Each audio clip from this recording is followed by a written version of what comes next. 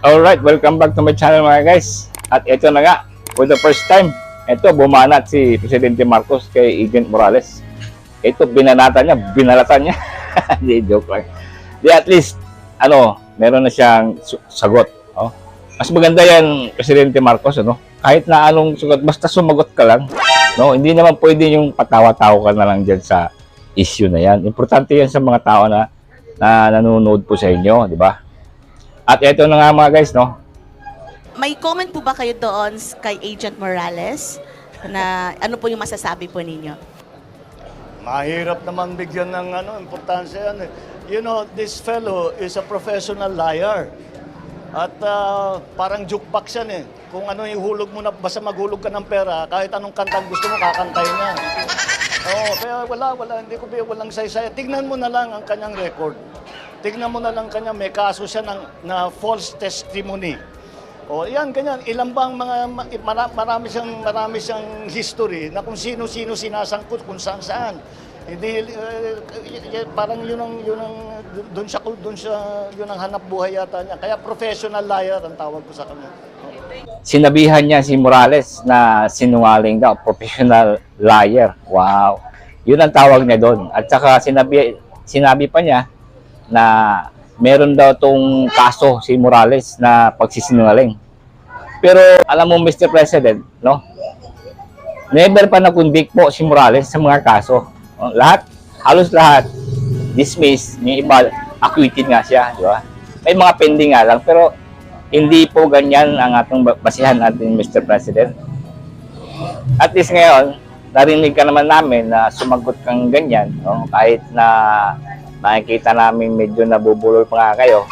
Pero at least po, na nagsalita po kayo tungkol dyan. Kasi mahirap po pag talagang tahimik ka lang, patawa-tawa ka lang, iba po ang impression nun. Para po kayong guilty nun, di ba? At hindi yata alam ni Mr. President, si Morales, napanood ko sa isang video, 10 years ago, nagpa-interview siya, kasi nag-file nga siya ng kaso patungkol sa sistema ng mga sistema doon sa PDEA, kung bakit na doon lang sila inassign sa maliliit na mga drug lord, bakit hindi sila inassign doon sa malalaki, kasi marami silang surveillance doon sa mga malalaking insect, Nagpa-interview siya doon, binulgar niya yung dating director sa PDEA na bakit walang achievement daw yung ahensya.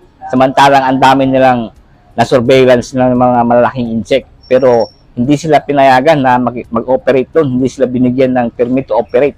Doon lang sila inassign sa medyo maliliit. Puro daw, papiso-piso lang daw na mga pusher, Kaya siya nagsalita talaga doon sa media na sinawalat niya kung bakit yung director niya na ayaw daw makipag-usap sa kanya.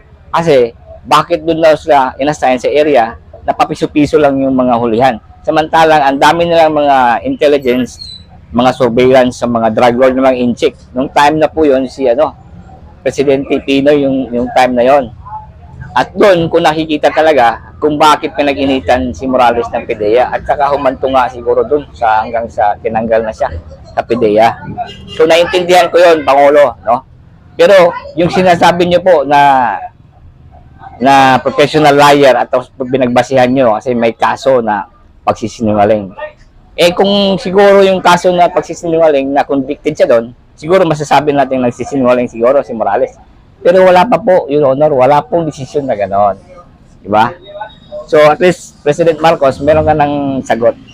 Hindi naman pwede na tahimik-tahimik pa, tawa-tawa ka lang dyan. And yun nga, thank you for watching mga guys. Abangan pa natin yung pangatlong hearing sa Senado sa May 13 yata.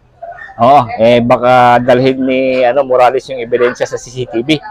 Yung mga nahagip na mga kausap ng mga tao ni Lisa Marcos. Yun, abangan natin ito yung mga guys. Okay, thank you for watching po and don't forget to subscribe po sa mga bago dyan.